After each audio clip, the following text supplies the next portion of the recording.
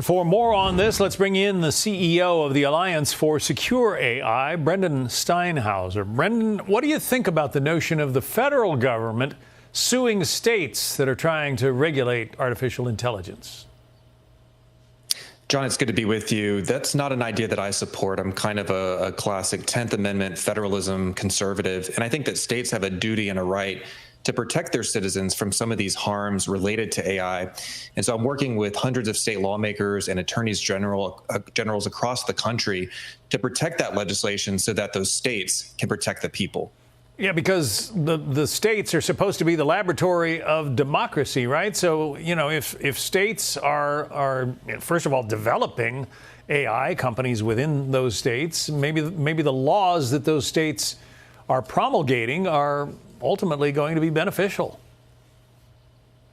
Absolutely. I think states are laboratories of democracy. And in my home state of Texas, they've passed some meaningful legislation to protect kids, to prevent AI-generated pornography.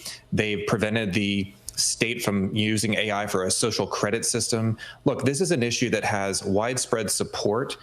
This is kind of an 80% versus 20% situation. 80% of the people in America support regulations on AI. They support safeguards.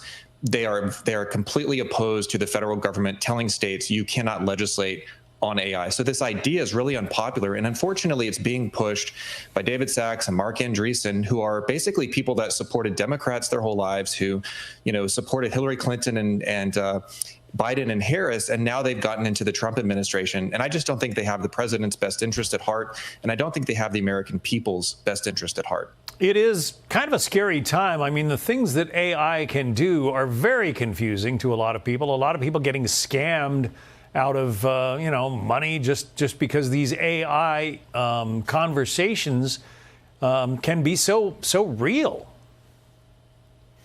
Absolutely. It's getting very difficult to determine whether something is true or fake.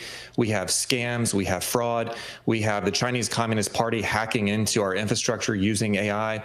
We need to get our defenses up on that. We also have these horrible, tragic situations where children and young adults in this country have been led down a path of self-harm and suicide by these chatbots. And so, you know, whether it's OpenAI or Character AI or Replica or some of these other companies that are building these AI companions, those are very dangerous to young people. And we've already seen too many accounts of young people who are facing these really horrible situations. And some have lost their lives or taken their own lives due to this technology. So I do think that states need to step in immediately and protect their citizens.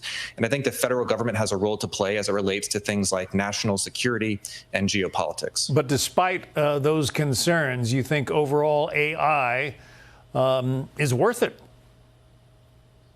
It's an open question at this moment, but I think what I want to see with AI, I want it to see it, solve hard problems like nuclear fusion. I want to see scientific advancements. I want to see us be more productive because of it.